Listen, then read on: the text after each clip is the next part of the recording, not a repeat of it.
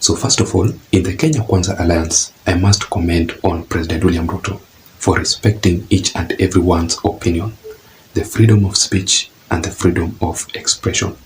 And that is why you would see someone like Moses Kuria attacking and insulting the DP very badly. Not once, not twice.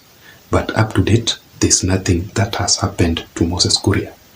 That is why also Moses Kuria has criticized the government of the day, yet he is part of it. He is still the CS. But William Ruto has been so quiet about it. You know, one thing that I've come to learn about President William Ruto is that he takes criticism in a very, very positive way.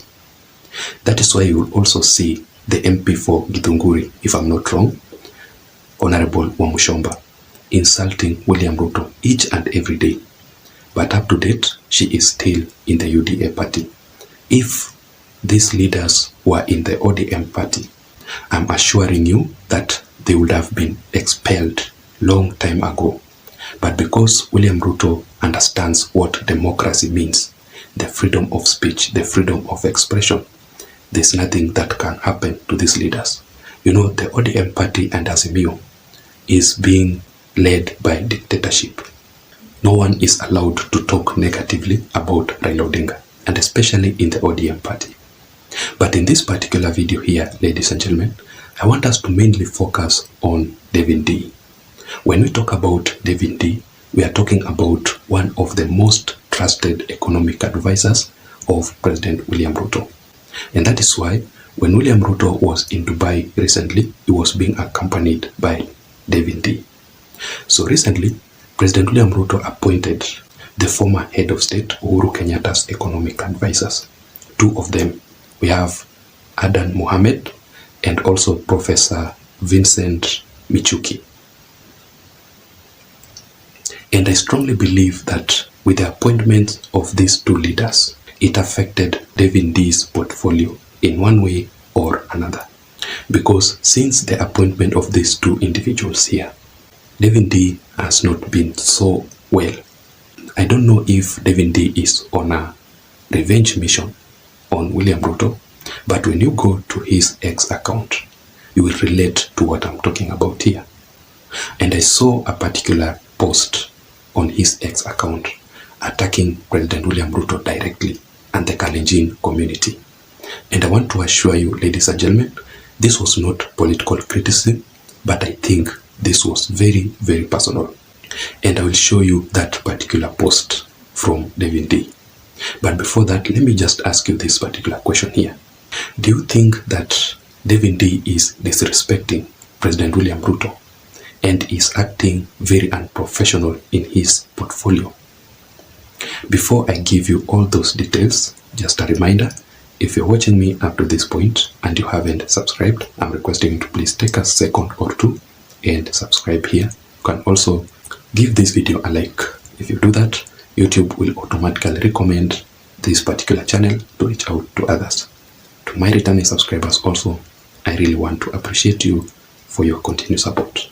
And also, you can automatically receive the notifications updates from YouTube itself immediately I post a video on this channel by simply pressing the notification bell. Having said that, now let us go straight into the details. So let me begin by reading for you this post here, whereby Ndii was responding back to this person called Kibiegon, who asked that, tax me heavily and show the results in form of good social amenities, infrastructure, and I would have no problem giving up an extra shilling. Ndii responds by saying that, wewe ni kondoo ya wapi? Usikii ushuru ni ya kulipa madeni. Was that response professional? You know, one thing about the government is that running a government is just like running any other business. Each and every customer who has contributed to your success as a business person, you must respect that customer, despite their level of contribution to your business. So, In my considered opinion, that response from Ndii was so unprofessional to this person. This person has just talked so nicely that if you tax me heavily and show me the results, if you tax, this person is a taxpayer and he has the right to know and to understand what is going on after being taxed. So according to this person, he's saying that if you tax me heavily and show me the results, I have got no problem in giving up an extra shilling. He is willing to do that. So I tend to think that the best response from Ndii, he would have explained to him how economy is being done, the inflation, and why this person is heavily taxed and he is not seeing the results. That should be the best answer. Let me just show you another post here, which Ndii says that I don't believe politicians and I don't trust the government. If you do either, you are a sucker. Just listen to that language. The person in the government, the person who holds the economy of this country as the advisor to the president, is saying that he does not trust the government. But one tweet or one post here that captured my attention is this one, which says, Kalenjins are the most voracious deal makers in Kenya. Yes. Moi traded Rift Valley land for power with Jomo Kenyatta, in brackets at the Luo expense. Waited his turn, plundered for 24 years. Sugoi took 50% of the government. I think here it describes President William Ruto when he was the DP. He took 50% of the government during the negotiations in the Jubilee administration between himself and the former head of state, Uhuru Kenyatta. He proceeds to say that, and they eat with swords. During Moi, they finished parastatals in 5 years. Now they are finishing them in 2. But I want you to underline the word with swords. What does it mean? And what exactly does Ndii mean by making this particular post here? So what exactly should President William Ruto do? Because criticism is so healthy, it is so democratic. But at what level? That is what I want to give you some details. William Ruto should take a very bold step on Ndii. Being the economic advisor is not like any other position. The economy of this country is what made William Ruto to become the president, because he had a plan.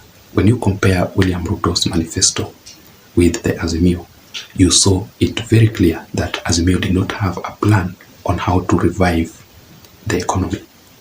The previous 2022 general elections was all about the economy. William Ruto understands the economy and he has the plan.